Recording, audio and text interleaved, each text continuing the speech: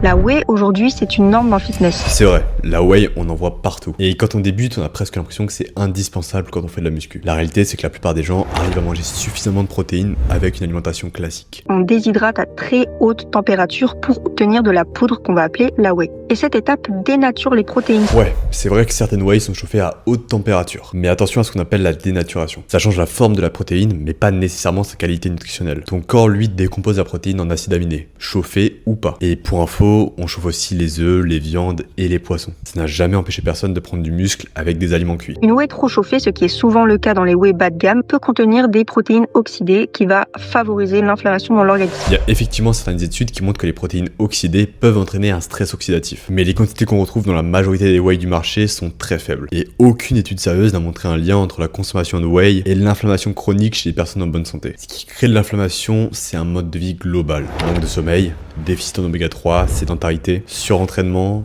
junk food, etc. Mais certainement pas une scoop de whey par jour. Et ensuite, ils vont te vendre ça avec plein de goûts, vanille, fraise, chocolat, tout ce que tu veux, forcément, parce que sinon c'est imbuvable.